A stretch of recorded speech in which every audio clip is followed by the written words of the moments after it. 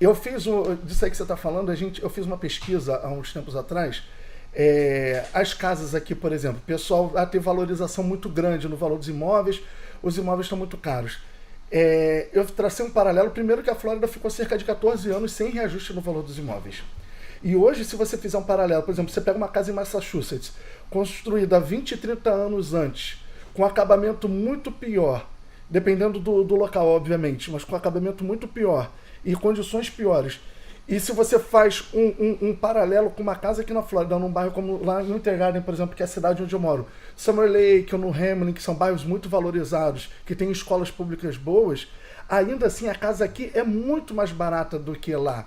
Então esse aumento é muito relativo. A gente, na verdade, aqui só houve recuperou um pouco do gap, mas na verdade foi uma regulamentação de mercado mesmo.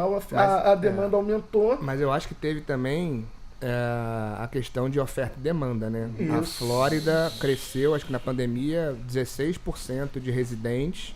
E aí, logicamente, a oferta, acho que as casas de veraneio, elas estão aí ainda, estão construindo, mas as regiões de veraneio, isso é importante também falar, não são regiões para você morar. Você tem local para você investir e local para você morar. Como é que tá isso, Cláudio? A questão de estoque, né? Como a gente fala, que o estoque é o que você vai vender, que é a casa em si. Tá fácil ou tá difícil? Primeiramente, bom dia a todos. Em nome da Rosana Almeida e da Florida Connection, obrigado ao Lid, obrigado ao Paulo. Uma responsabilidade muito grande estar representando a Rosana aqui. Nossa, você é bem parecido com ela. Pagou o almoço, hein? Pagou o almoço, o carro tá indo pro Brasil. Isso mesmo. Bem, o Paulo, na pergunta do Paulo aqui, muito prudente, houve um crescimento muito forte nos preços aqui. Nós estamos falando aí de 30% em média nos últimos 18 meses, fomentado por basicamente 3 coisas: taxa de juros baixa, oferta maior do que a demanda, e uma quebra aí no processo produtivo de insumos, né, o que acarretou a máquina, né, produtiva das construções não tinha casas para essa demanda que estava buscando pelos juros, ao mesmo tempo fomentado por uma mudança, principalmente Flórida, norte para cá, então cada vez mais a demanda forte. Com isso as casas usadas dispararam muito os preços. E aí entra um detalhe muito importante dessa regulamentação dos bancos. Você tinha casa que ela custava 600, o proprietário, aproveitando essa demanda, pedia 630 e essa casa dava um leilão e era vendida por 650. Mas o banco, quando ia lá fazer o appraisal, avaliar esta casa, muitas das vezes, eu tive casos com clientes, avaliava a casa no seu preço normal, talvez puxando um pouco mais dentro aí de um aumento mais prudente, e avaliava a casa por 580. E o cliente, se ele quisesse continuar no negócio, ele tinha que pagar essa diferença do seu bolso, né? Pro dono direto. Pro dono direto, ali no momento do close. Então isso é uma grande diferença que a gente viu em 2008. E quando eu escuto muito falar, tem uma bolha imobiliária. Não, gente, a gente não tem uma bolha imobiliária esse ano. A gente tem, vamos ter uma correção. Já estamos passando por uma correção de preço. Isso é realidade. E é um excelente momento para o comprador. A gente, né, a gente usa a terminologia shift.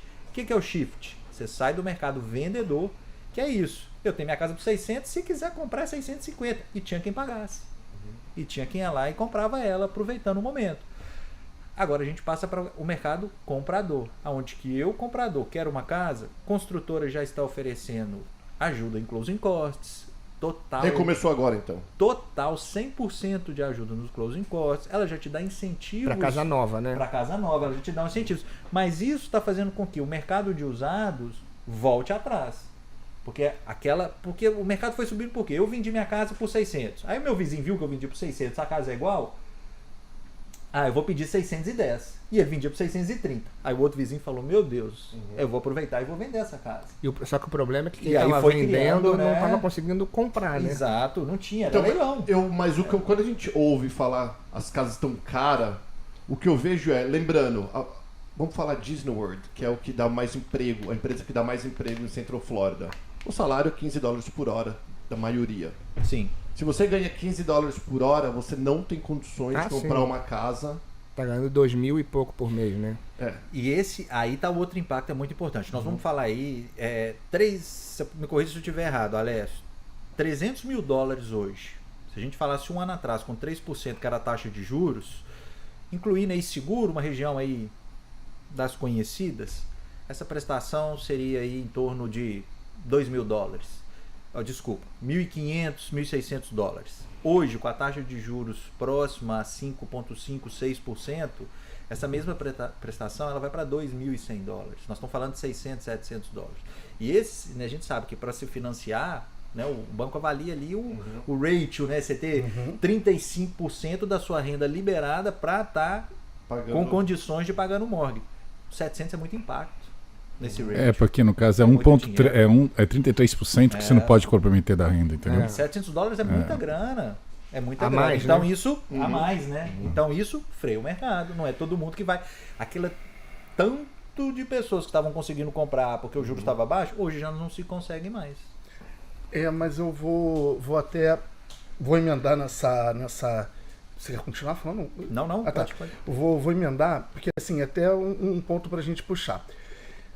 Voltando um pouco atrás, você estava falando, realmente a demanda estava muito mais alta do que a oferta. Sim. Até por isso que os preços subiram. E aqui, uma coisa que a gente aprende, né? Aquilo que a gente estuda lá na escola de lei da oferta e da procura, que funciona efetivamente para tudo. Não tem essa, seja para casa, seja para gasolina, enfim. Só que o que acontece? As pessoas estão cometendo um erro na minha avaliação. Quem pode, obviamente, mas está cometendo um erro. O juros está muito alto, eu vou pagar $700 a mais de uma prestação de um financiamento de 300 mil. Agora não é o momento de comprar. A minha avaliação é que é justamente o contrário. Mas nós temos desculpa te interromper, nós temos dois tipos de clientes. Nós temos aquele que não vai encaixar esses 700 mais. Então ele está fora. Por isso que eu falei quem pode. Exatamente. Por isso que eu falei quem pode. O que acontece? Quem pode comprar, seja como investidor, quem está comprando até a própria casa, que fala assim, eu tenho renda, mas eu não quero pagar essa prestação cara, eu vou esperar os juros baixar para poder comprar. O que acontece? Na hora que os juros está baixo, é a hora que tem mais jogadores no mercado, mais pessoas no mercado buscando imóvel. E as casas sobem. O inventário cai, o preço sobe. O que eu pago hoje na casa... Brilhante. O que eu pago hoje na casa, se eu comprei... Eu sempre uso esse exemplo. Se eu estou comprando por 500 mil uma casa que vale 600 mil, daqui a 30 anos eu continuei tendo pago 100 mil a menos na casa. E você não casa com juros. Você não casa com juros. Os juros, daqui a pouco tempo, você refinancia, porque o sistema de refinanciamento, e aí que quem está assistindo do Brasil precisa entender, o sistema de refinanciamento aqui é muito mais simples do que funciona no Brasil, porque no Brasil você faz portabilidade. E é super complicado a portabilidade. É que no Brasil eles trabalham com juro composto, aqui a gente trabalha com juros simples. Isso aí tem uma grande diferença, entendeu? Terminou? Que eu quero falar aqui. Desculpa, só para poder complementar. E aí o que acontece? Da mesma forma, ao contrário, se você... o juro está baixo, eu vou comprar que minha prestação está baixa. Cerca de 70% das pessoas que aproveitaram a baixa dos juros para poder comprar de qualquer forma, dispensando vistoria, ou que pagaram sobrepreço nas casas, meio que se arrependeram. Eu devia ter feito a vistoria, eu não devia ter ido tão afoito. Então, o melhor momento para poder comprar é agora. Entendeu? O melhor momento para poder comprar é agora. Justamente porque você tem mais chance de negociar com um vendedor. Você está com a sua casa há 100 dias no mercado. Eu compro, mas eu não pago esse preço não. Me ajuda nos closing costs. E aí, você quando tem chance cair de os barganha. juros, ele consegue trazer a parcela de novo para uma realidade. Exatamente. Quando os juros caírem daqui a 6 meses ou um ano, que isso alguma hora vai voltar a acontecer, ele refinancia a casa. E ele teve a casa com preço bom e vai estar pagando o mortgage com preço mais barato. Então, quem pode deixar de comprar agora é um erro bem grande de avaliação. Na verdade, agosto, para mim, foi um dos meus melhores meses de venda, justamente usando a estratégia, porque a hora é agora, é a hora que você consegue negociar, é a hora que você consegue ter benefícios, e casa é um investimento de longo prazo. Né? Então, aí você pegar essa deixa, eu passei para você, não sei se você consegue passar para o Paulo, eu trouxe um gráfico aqui para 1970, você sabe quanto que era o preço médio da casa dos Estados Unidos? 1970 era $40 mil, certo? Quando você vai para 1980, era 80 mil. 1990, o preço médio vai para 120 mil. Quando você pega em 2000, o preço médio vai para 160. Quando você vai para, que teve aquela crise de 2008 que nós estamos falando, teve uma queda, né? Caiu de volta para 150, mas o reajuste foi subindo. Então, o imóvel comercial independente, residencial, nunca, tipo, tem a restrição que a gente está passando agora, atravessando agora esse período, mas nunca dá aquela queda de 50%, de 40%. Sempre a tendência é que, se você puder, é sempre subindo, entendeu? Então, não vou esperar baixar. Isso não vai acontecer, porque o gráfico já mostra que tem a retração e continua subindo 5%, 8% todo ano.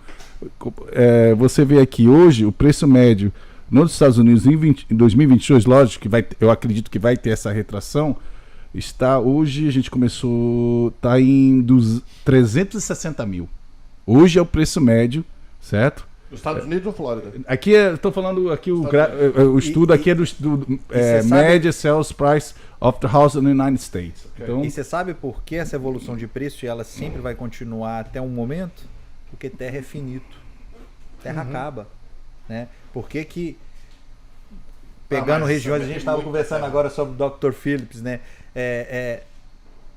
Não se constrói mais, são poucas as oportunidades que tem ali de terreno para construir. Então, vira uma área. O que tem de usado se valoriza porque não tem mais terra. E aí vem o Intergarden. O Intergarden que não era nada há alguns anos já atrás. Está acabando. E aí vem o Indemi, e aí vem agora Mineola desenvolvendo, o Clermont, porque a terra vai acabando nesses lugares, o preço vai subindo, um pouquinho que tem ali, e terra é finita. Uma hora acaba. O problema é que está na inflação, falando em residencial, que eu não sou expert, mas que eu sou um consumidor, digamos assim, é que o custo de vida está subindo isso, e o custo de living, de moradia, está subindo isso. Não está acompanhando. É isso que é o problema maior. Concordo. Não é se vale ou se não vale. Se a economia estivesse boa, ia todo mundo, a base sobe, todo mundo sobe junto. Mas acontece uma questão aí de inflação, né? Que o governo jogou muito dinheiro na economia. Governos, né? Os governos. E isso gerou uma inflação e os preços subiram. Aí teve essa disparada muito grande. Mas não é só isso. A gente teve uma crise de abastecimento. Também. Então, assim, foram as duas coisas. A crise de abastecimento e o dinheiro jogou... Isso vai voltar para o mercado. Isso vai voltar ao normal em algum momento. E é o que está acontecendo com as casas. Porque agora você vai nas construtoras, mesmo ainda tendo falta de material, mas elas ainda continuam... Agora elas estão tendo estoque, porque desacelerou. Sim, né? se a gente pega, por exemplo, antes da pandemia, você vai fazer uma importação, um container custava $3 mil. Ele, no ápice da pandemia, ele chegou a custar $30 mil. Uau. Ele agora já está em $11 mil.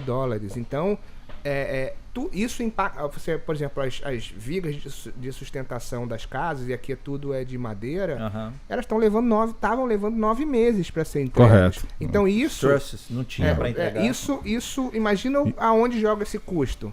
Esse custo vai para a construtora, não segura isso sozinho. Não. No restaurante, o pessoal fala, o Olive Garden, ele reajustou em $2 a $3, linear, todos os pratos. Um galão de óleo, que é usado para praticamente tudo no restaurante, fritura, cozinhar e tudo mais, ele custava $13 antes da pandemia. Hoje está 99. A Dollar Tree falou que não tinha mais condições de bater os $3. Subiu dólares, 25% o preço. 25%. Então, assim... não é mais Dollar Tree, é Dollar 4. É 3.6. A gente diz que... não, mas saiu de 1... a gente saiu de 1 para 1,25. Cara, é 25%. Se a gente começar a pegar isso e joga para tudo...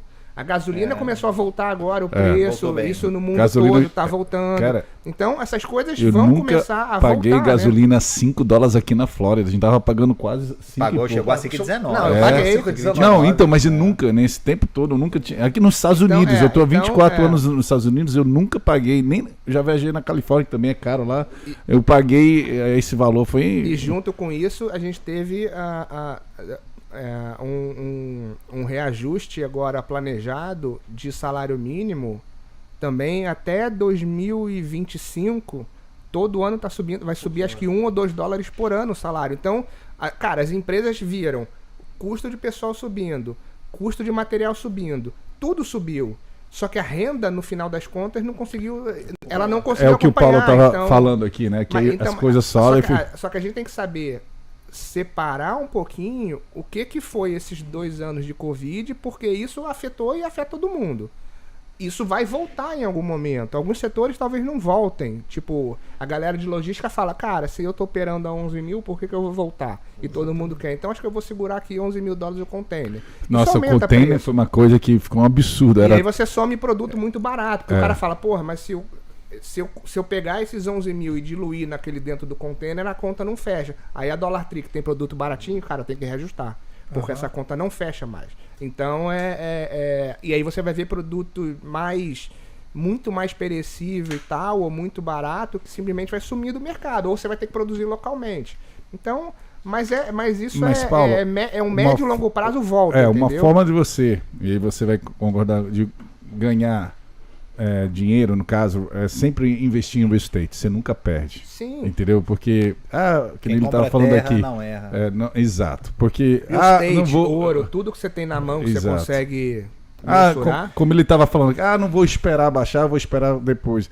E você espera, você acaba não comprando. Então, eu acho que tem que analisar. Você quer especular? Se for especular, aí é uma outra história. Para quem quer comprar para morar, a hora é agora, a hora sempre vai ser agora. Porque você tem que estar... Acho o nosso cliente, né? E você tem que entender ali a necessidade dele. Ele está comprando, ele está certo, ele quer essa região, ele vai morar, ele vai fazer a vida dele. A hora é agora. É um excelente momento. Ele vai conseguir barganhar preço, ele vai conseguir incentivo, né? Até no mercado de usado hoje, os vendedores estão dando ajuda de closing costs. Eles estão embutindo ali no preço já um closing cost, porque senão ele não vai vender, porque ele sabe que a construtora também está fazendo.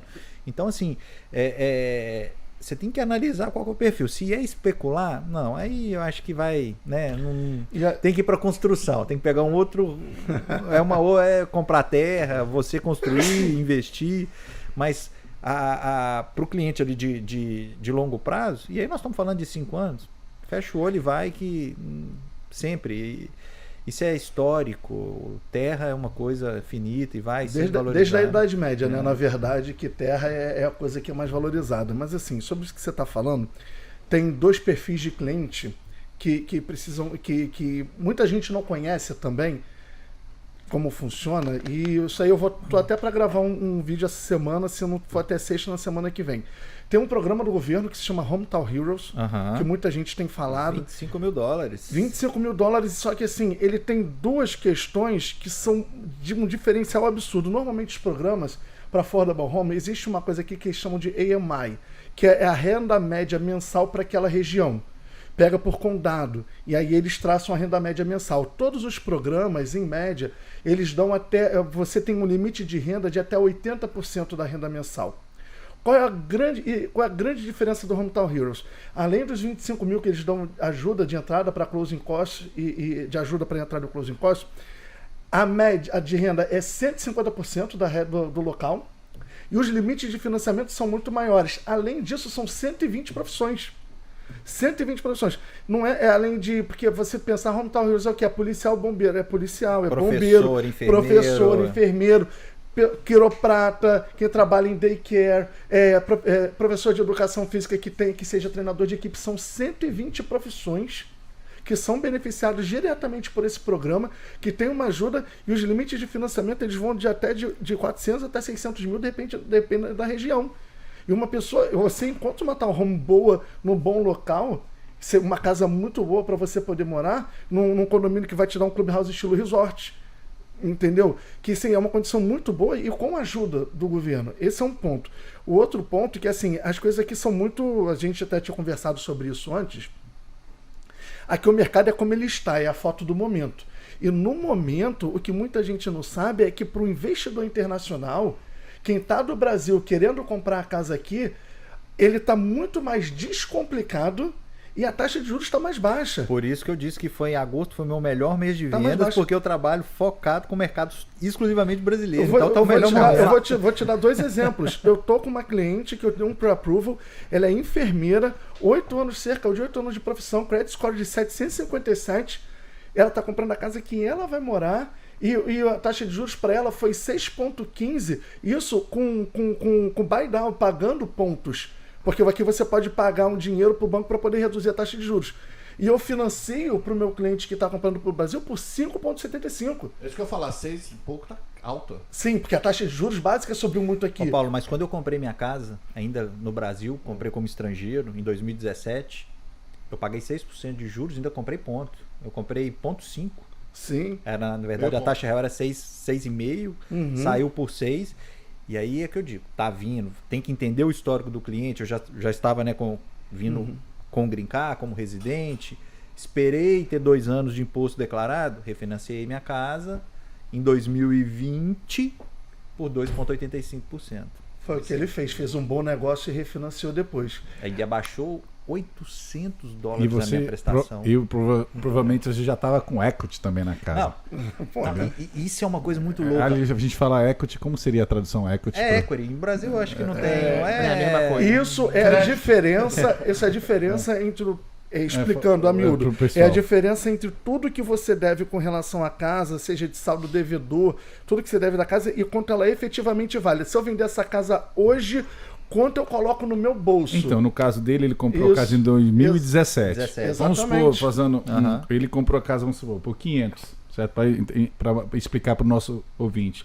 Então, ele tive um mortgage, vou estar fazendo de 300. Isso. Então, ele tinha já 200 mil de equity porque ele botou 200 mil de entrada. A casa, foi para 750. Ele continua pagando as prestações, devia aos 300, então o equity dele aumentou 250 em cima de... E essa foi a minha realidade, porque eu financiei 75% do valor da minha casa, eu dei 25% de entrada, e hoje eu tenho 42% de saldo devedor.